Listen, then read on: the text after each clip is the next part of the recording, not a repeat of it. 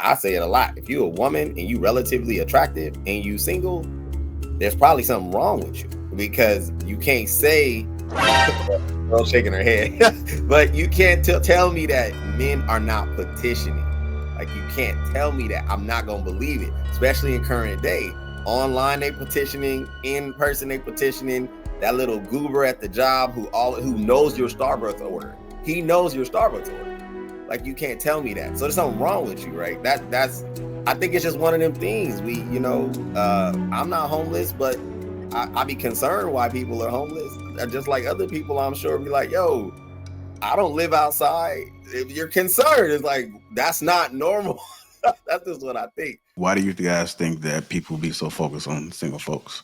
I think the reason people be focused on single folks is married people are either living in bliss or miserable. And they might be looking at the miserable single people and trying to one up themselves, like, well, at least I ain't like your ass single. And the single person might be having a better life than you. And the people that's happy in their marriage is like, man, this shit crazy. All these motherfuckers is tweaking. I don't really get why they doing X, Y, and Z. And they just it ain't that exciting. Like it ain't nothing crazy. I'm not gonna have no crazy ass call to nobody and say, man, you won't believe what she was doing. Like I don't have them type of conversations. It's like watching TV, like real life TV. When some of these situations pop up, I'll be like, wait, what happened? And then you did what? Wait, how did you even get in this scenario? Like all of this stuff is like TV at some point. Or like you might have ADHD like me, and I take information and data and create like compartmentalized sections where I say, I've seen a lot of people that said this, they kind of thought like this and they move like this. So my opinion based off of the information I collected has me thinking that this is what this type of person typically tends to do. And I don't actually care that far into specific personal relationship as I do like having the data sets. So if ever I was asked, I would have a information query that I can go through and say, you know what, based off what you told me, I've seen a lot of people operate like this, and it's profitable.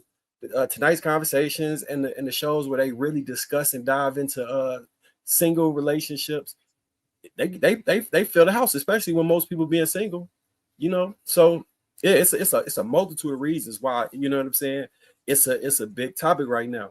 And you can get some crazy sensational stuff when you got the male feminists and the, you know what I'm saying, the two opposite ends of the spectrum, the extreme radical feminists and the extreme radical red pill men. They toxic. So when they get together, it's gonna be crazy. You're gonna see somebody get kicked out of a room. You might get a gun pulled on set. It's like reality TV. It's like TV. So it's gonna stay popping. Because unfortunately, normalcy and like just being content isn't good television. It's not good entertainment. You really ain't gonna get to, unless you just want to have a Hallmark moment, you're not really gonna get none of the other extra shit from just stable people. Yeah, I think we are designed as people to be mindful of just people. I think that it's nice to say like, oh, just mind your own business, which I believe you should mind your business, but I also think it's unrealistic to assume that us as just social beings are going to adopt that lifestyle and be good at it collectively. I think there's one-offs. You got your people who can live in the middle of the woods with no Wi-Fi and make their own, source their own food and energy. And that's a one-off. So with that example, I think normalcy, like in a sense what Marcus is saying, is normalcy is a perceived thing that we as people have, and relationships are normal. So when people are looking at individuals, especially if they see like, okay, you got all your teeth and you ain't missing no limbs, like what's wrong with you? Especially with women, I say it a lot. If you're a woman and you relatively attractive and you single, there's probably something wrong with you because you can't say, girl shaking her head, but you can't tell me that men are not petitioning. Like you can't tell me that. I'm not going to believe it, especially in current day. Online they petitioning, in person they petitioning. That little goober at the job who knows your Starbucks order. He knows your Starbucks order. Like you can't tell me that. So there's something wrong with you, right? I think it's just one of them things. I'm not homeless, but I be concerned why people are homeless. Just like other people, I'm sure be like, yo, I don't live outside. If you're concerned, it's like that's not normal. That's just what I think. But I want to hear what Pearl got going on because she's making a lot of faces with them ears, though. Go ahead, Pearl. You've been summoned. Go ahead. Get tight lip now. Wow. Okay, so if a woman is single and she's fairly attractive, is something wrong with her possibly? So Absolutely. Can't speak for every other woman because I'm not them. Y'all know I don't even do that. I just I don't feel like it's anything wrong with me, seriously. And I've openly said on the panel that I was single. I'm in a relationship now, but it's fairly new. But I'm just saying, like, for 2 years I wasn't. So it's not that something was wrong with me. I've publicly said I ended a long-term relationship due to whatever. But the point is, like, that's just my reflection time. Like, I'm not supposed to just jump into another relationship, right? Like, I'm supposed to take that time, analyze, and just chill. So there's nothing wrong with me. I could just be in the state of just reflecting, introspecting, and trying to heal. There's nothing wrong with me. I love it. Relationship. That's different. I don't think that fit into his example. Just getting out of a long-term relationship and then figuring it out from there. Do that true? I don't know. Yeah. That's a little different. I would just speak into the fact that there are certain things that are, in my opinion, are supposed to exist from a human level, and I think that's we observe our reality. Like Marcus said, you in a happy marriage, naturally you probably would be like, okay, well, shoot, this is my life. I'm gonna observe the reality, and you see opposite of that. It's kind of like, well, what's wrong with them? Like I'm good over here. That's just how we are as humans, as people. You experience good, you assume others is supposed to, and I think relationships are no different. But yeah, Pearl, now I'm gonna stand 10 toes on it. If you're a fairly attractive woman and you single in current day, there is something wrong with you. Why can't it be something wrong with them? Now we're not gonna do that, Bo. We're not gonna do that because we overwhelmingly understand that just in women's state they are pursued. That is something wrong with her. The product is bad. That the product got to be bad. It's not true. Here's the thing, though. Everybody don't work for everybody, right? You got one person. You got to find that one person. But also, what I will say is, there were a lot of things that I realized I was doing wrong. So you're not completely wrong, right? But we're all learning. We all have to understand that all of us are learning to be better. If you can recognize that person can recognize when they're wrong and they can fix it, I think that's a good person. But see, too many of us want that person to come ready-made. And we expect certain things instead of expecting growth. I don't expect you to be perfect, but I do expect you to listen to what I'm saying, to my experience with you, just like I am supposed to listen to your experience with me. And we need to adjust to that because maybe there is something that we're doing wrong. And so if that person learns to adjust, listen and adjust or talk about it and figure it out, that person is worth dating. But I think that all of us at some point have thought this person has to come just fully made. And if they don't come made in the way we are expecting, it's something wrong with you and I'm not going to deal with you. I've done that in the past and I've learned to look for growth instead of perfection. Also, I wanted to say, I disagree with if you. I'm gonna tie into what you said, Bo, but I disagree if if you've not been in a relationship, then some wrong with you because I mean, let's be honest here. We live in a society where we complain if a person had too many relationships. We'll then say, well, why are you dating so many people? Why can't you settle down with this? You ain't found a guy yet. So I think even regardless of whether you're dating or not dating, I just feel like we live in a society where we're always going to find something that's wrong with someone in some kind of way. And then I think also when it comes to just the whole single and dating all that, I think we live in a society where there's no such thing as, and I'm not gonna say it's for all, but privacy. People don't believe in privacy anymore. We get online and we look for for validation. Whatever thoughts are created or we are coming up in our minds, we want to get online and we want to get see some validation or seek it and see if hey someone thinks like me, then I know what I'm thinking must be true. If I feel this way about a relationship, then I go online and I put my relationship out there, my business, and someone validates it, then I know that I'm not tripping, right? What we don't believe in privacy no more. We just want to constantly put it out there. So as far as like it's hard to mind your business when constantly everybody, not every, but most people are consistently putting their business out there, and when no one even asks. No one asks anybody to get online and say, "Tell me what your relationship status is or what's going on with you." You choose to do that, and so you leave that door open for people to come in and dissect you, and pick you and see, okay, well you must be crazy or you something must be wrong with you. So I think just leaving your relationship off the internet. I think understanding that um, you're gonna go through stuff when dealing with men, women. Everybody's not the same. I think those things need to be taken, looked at.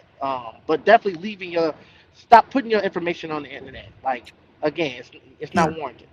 I think it's a little difficult to do that because people are asked that question, like on the internet and off the internet. It's kind of like a status. If you are, that's one of the first things people ask: are you single? And then when they ask, are you single? Then the next question is, well, why or why not? Or if you have kids, what happened to the father? What happened to the mother? Why aren't you with them? These are the typical questions that's asked over and over and over again. So it's kind of impossible to really be private about that. Even when we have these conversations online, if they're about relationships, that question is going to come up, especially if you seem like you know it all. They want to try to see with all this information that you're given, have you been successful? Has it been successful for you? Go I ahead, can Drew. see that.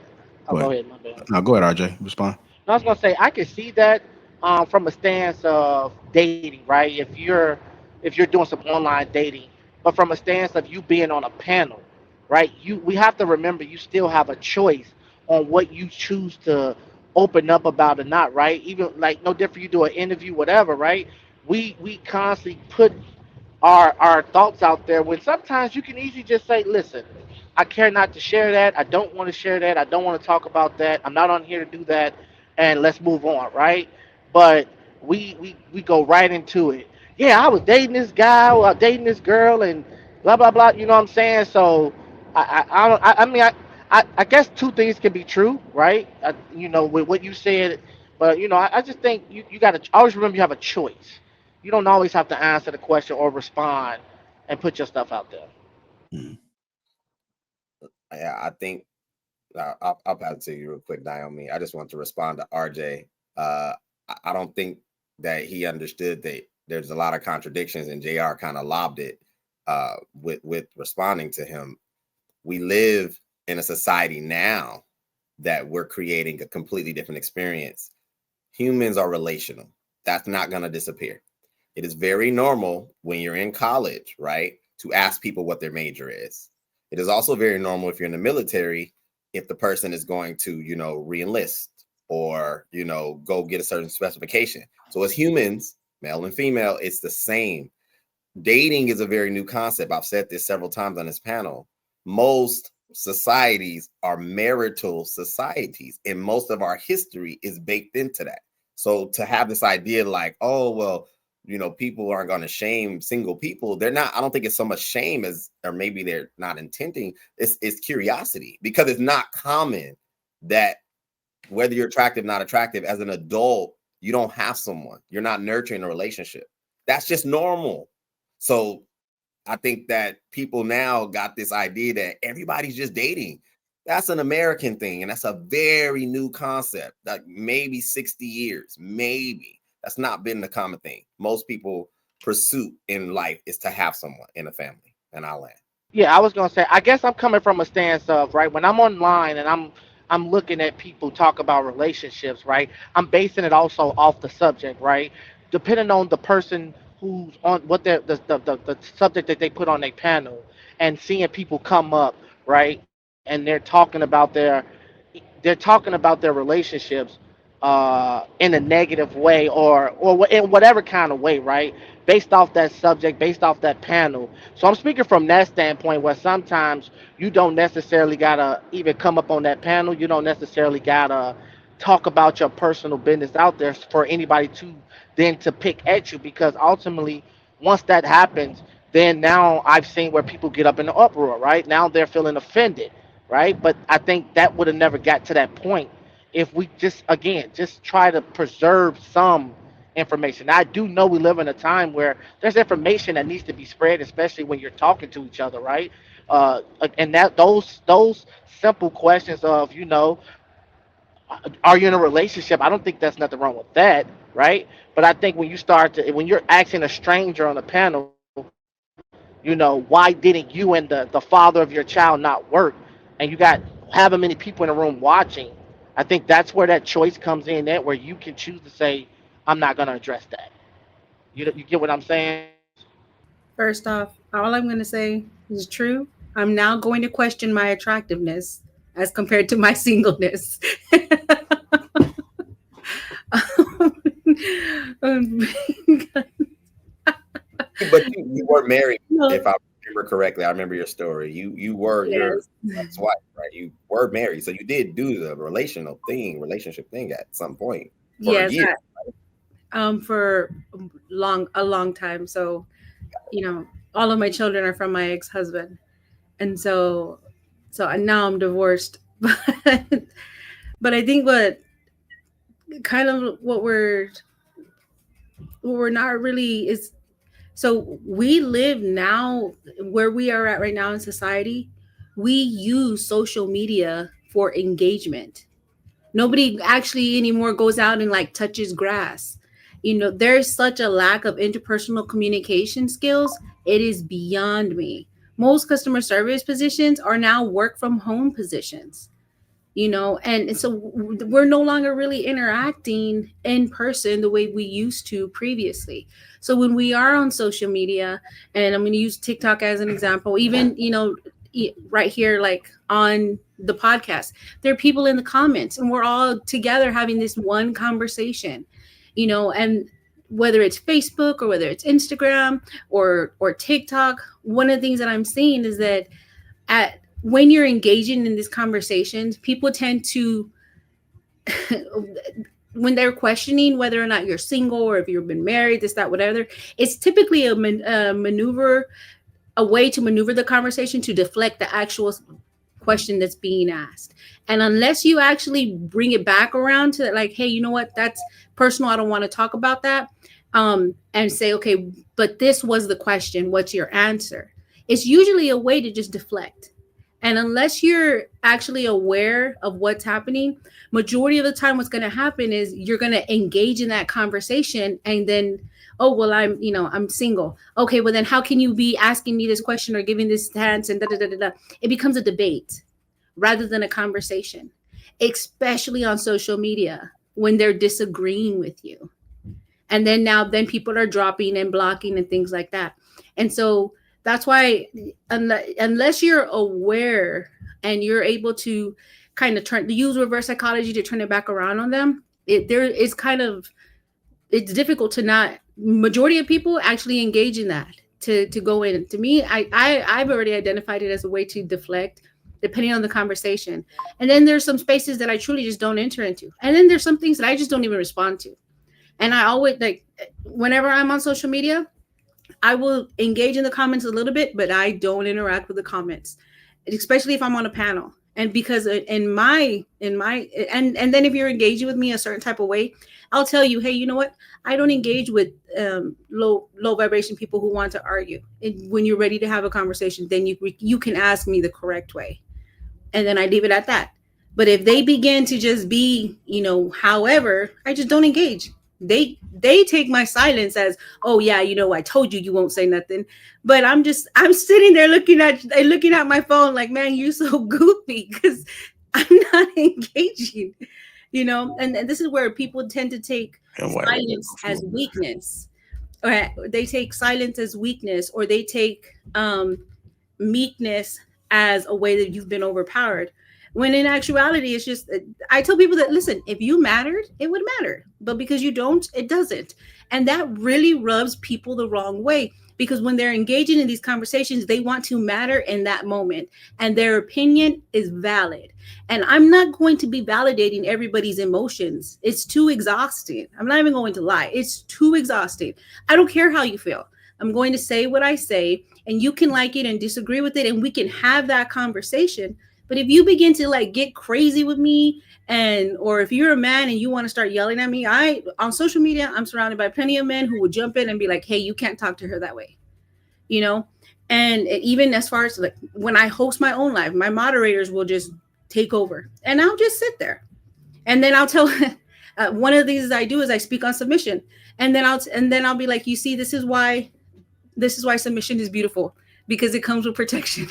And I tie it back around to that because I know depending on the topic, I know what the purpose is of it.